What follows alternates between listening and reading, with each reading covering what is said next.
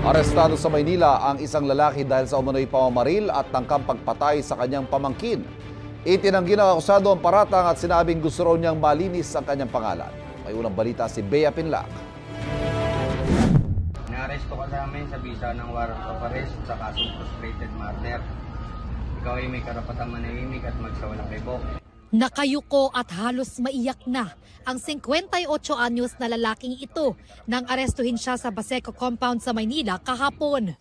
Ang lalaki at ang pinsan niya inaakusahan ng pamamaril at tangkang pagpatay sa pamangkin nila sa Pagadian, Zamboanga del Sur noong 2023 dahil umano sa away sa lupa. Magpisa sila, ang tinargito nila kamag-anak din po nila. Kasi parang may dispute sila sa lupa. Itinanggi ng naarestong lalaki ang paratang. Pinuntahan lang daw niya noon ang kanyang pinsan matapos magpatulong dahil naubusan daw ng langis. Tumawag yung pinsan ko. Sabi niya, punta ka dito dahil naubusan ako ng langis.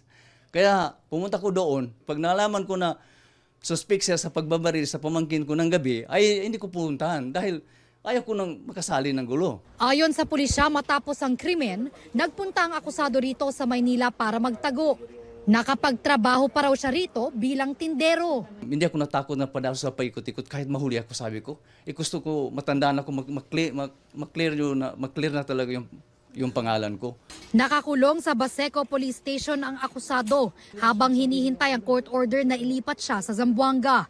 Patuloy namang tinutugis ang pinsan niyang kapwa akusado niya sa krimen. Pareho silang nahaharap sa kasong frustrated murder. Ito ang unang balita. Bea Pinlac para sa GMA Integrated News.